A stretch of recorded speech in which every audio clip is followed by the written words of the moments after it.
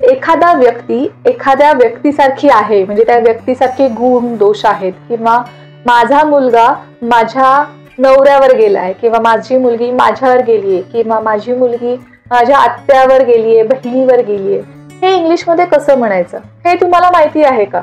नसेल माहिती तर हा व्हिडिओ पूर्ण बघा.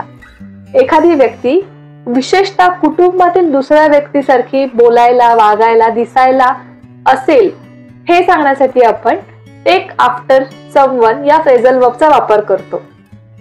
तर आता आपण टेक आफ्टर समवन या फ्रेझल वर्बची 10 एक्झाम्पल्स बघूया. पहिलं उदाहरण आहे, राघव त्याच्या वडिलांसारखाच विनोदी आहे. Raghav takes after his father in his sense of humour.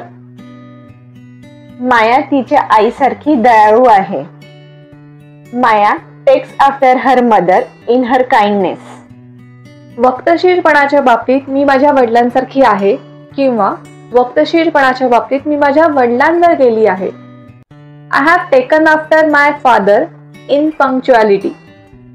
स्वच्छतेच्या बाबतीत मी माझ्या मोठ्या बहिणीसारखी आहे. I have taken after my elder sister in tidiness. देवीची स्मरणशक्ती माझ्यासारखी चांगली आहे. Devi takes after me in having a good memory. Advik dance करण्यासाठी माझ्यावर गेला आहे. Advik has taken after me in dancing. Rohit त्याच्या काकांसारखा संगीतावर प्रेम करतो. Rohit takes after his uncle in his love for music.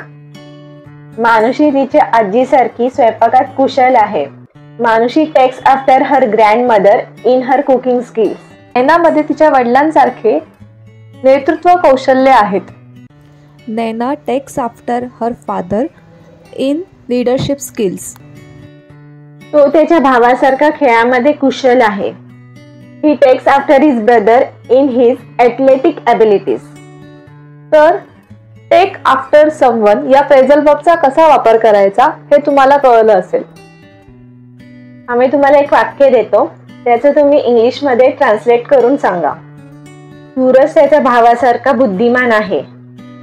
आणि आमचा व्हिडिओ जर तुम्हाला आवडला असेल तर आमच्या चॅनलला लाईक, शेअर आणि सबस्क्राईब करायला विसरू नका.